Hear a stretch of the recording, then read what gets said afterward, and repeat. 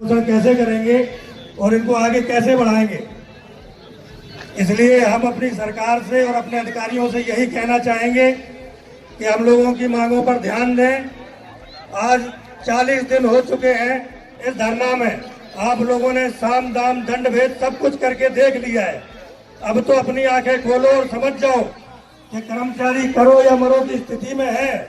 यहाँ बैठा हुआ है, अपना भविष्य तबाह होते हुए देख रहा है। और मैं सभी कर्मचारी भाइयों से कहना चाहता हूँ कि डर को भूल जाओ, क्योंकि जितना आप डरते रहे हो उतना ये डराएंगे। और एक बार अगर आप पलट कर खड़े हो जाएं, इनसे सवाल जवाब करने लग जाएं, हम वादा करते हैं आपसे, ये आपसे दोबारा बहस नहीं करेंगे, आपके रास्ते में रोड़ा नहीं बनेंगे। इसलिए अपने डर को अपने ऊपर से हटा दो, क्योंकि जो डर गया वो मर गया। अगर आप सब जिंदा है तो जीवित होने का सबूत दो और इस धरने में आने का कष्ट करें। हम अपने सभी भाइयों से कहेंगे कि अगर हम सब एक रहेंगे तो दुनिया की कोई ताकत हमें झुका नहीं सकती।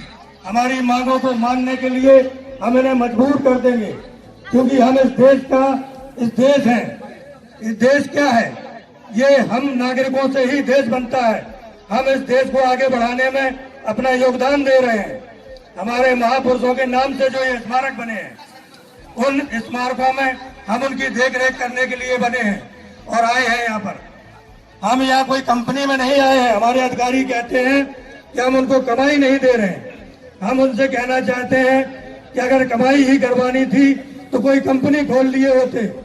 अगर कोई कंपनी बनाए होते तो सभी लोग कमाई करके देते आपको। लेकिन हम यहाँ महापुरुषों की देखरेख के लिए लगे हैं, न कि कमाई करने के लिए। इसलिए हम अपने अधिकारियों से कहना चाहते हैं कि अब तो आंखें खोल लो और समझ जाओ कि ये आंदोलन जो है, ये हमारे स्मारक के इतिहास की पहली सबसे बड़ी क्रांति है। और इस क्रांति को सफल बनाने के लिए हम सब तन मन धन से अपने मोटिवेशनल टीम के साथ खड़े हैं। और अपने आदित्य भाई से कहना चाहते हैं कि आपने जो हौसला दिखाया है और सबको एक सूत्र में पिरोया है, इसके लिए आपको बहुत बहुत धन्यवाद। हम सब 12 सालों से बिखरे हुए थे।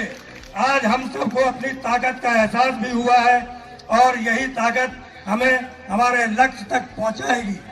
इसलिए हम अपने सभी कर्मचारी भाइयों को दिल से धन्यवाद देते हैं कि आप सबने सहयोग किया, यहाँ आए।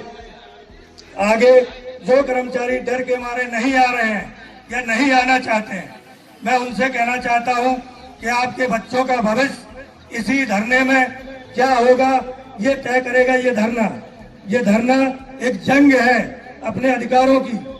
हम इस जंग में ये धरने में शामिल होकर के ये दिखा देना चाहते हैं अपने अधिकारियों को कि तुम्हारी मनमर्जी अब नहीं चलेगी।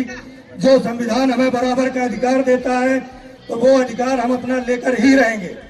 इसलिए आज हम सबको एकजुटता दिखाने की जरूरत है, डरने की जरूरत बिल्कुल नहीं है।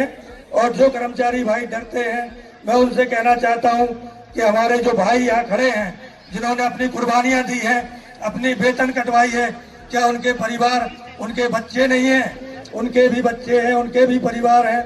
उन्होंने हम सब के लिए ये कुर्बानी दी है, तो अब हम सब का ये दायित्व बनता है, ये जिम्मेवारी बनती है कि हम सब उनका साथ दें, कंधे से कंधा मिलाकर खड़े रहें। कम से कम बोल नहीं सकते, साथ में आकर बैठ सकते हैं, तालियां बजा सकते हैं, उनका मनोबल, उनका हौसला बढ़ा सकते हैं। जो हमारी माताएं बहनें कर रही हैं, इतना बोल रही हैं, फिर भी शर्म नहीं आती लोगों को कि क्यों नहीं सुन रहे हैं।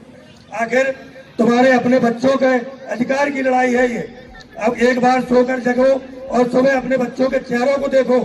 क्या वो बच्चे आगे नहीं बढ़ना चाहते हैं? क्या वो नया भारत नहीं बनाएंगे? हम सब एक नए भारत की कल्पना करते हैं और चाहते हैं कि हमारे बच्चे पढ़े लिखे आगे बढ़े। कैसे आगे बढ़ेंगे जब ये अधिकारी हमारा खून चूस रहे हैं?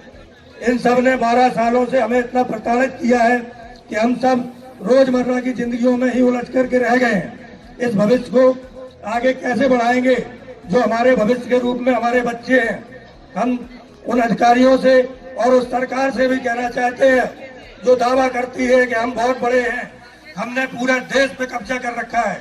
हम कहना चाहते हैं उस सरकार से मुख्यमंत्री योगी आदित्यनाथ जी से ये कहना चाहते हैं कि जो चीज आप कहते हैं पूरा उत्तर प्रदेश, मैं कैसे मान लूं उत्तर प्रदेश खुश है, जब हम यही लखनऊ में रह करके आपके 5 किलोमीटर दूरी पर इतने प्रताड़ित हैं 12 वर्षों से।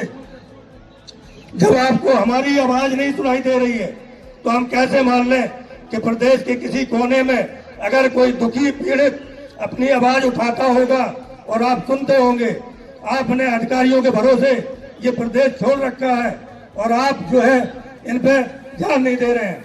मैं अपने मुख्यमंत्री जी से कहना चाहता हूं कि माननीय, हम सब इस प्रदेश को आगे बढ़ाने के लिए संघर्ष कर रहे हैं, मेहनत कर रहे हैं। जहां जरूरत होती है हमारे सभी कर्मचारी भाई वहां पर सहयोग देते हैं जब भी जरूरत पड़ती है। और आप हम सबका ध्यान दें, क्योंकि अभी हम सब आपकी प्रजा है, यहाँ पक्षपात नहीं होना चाहिए। हम सब इस देश के नागरिक हैं, हमारा ये अधिकार है कि हम आपसे मांगे और आपका ये अधिकार है कि हमें दें। जोरदार तालियां हो जाए। मैं ज्यादा बात ना करते हुए मैं सिर्फ इतना कहना चाहता हूँ कि बर्बाद गुलिस्तान करने को जब एक ही उल्लू काफी था, अब हर साख पे उल्लू बैठा है तो अंजाम गुलिस्तान क्या होगा। दोस्तों, हमारे अधिकारियों को चाटुकार पसंद है, लेकिन मैं कहना चाहता हूं कि अगर हम सबकी मांगे नहीं मानी जाती हैं तो यहाँ पर इसी धरना प्रदर्शन में हम लोग आमरण अनशन पर भी बैठेंगे और राष्ट्रपति महोदय जी से इच्छा मृत्यु का मांग भी करेंगे कि अगर आप दावा करते हैं कि रामराज आया है और रामराज में कोई भूखा नहीं सोएगा, तो देखिए यहाँ आकर के कितने लोग यहाँ दुखी हैं। क्या रामराज ऐसा होना चाहिए कि यहाँ लोग दुखी हो, अपनी बात ना कह पाए? अगर आप ऐसा रामराज चाहते हैं तो माफ करना, हमारा पुराना ही राज हमें लौटा दीजिए, जहाँ लोग स्वतंत्र थे, अपनी बात कर सकते थे, अपने दिल की बात कह सकते थे।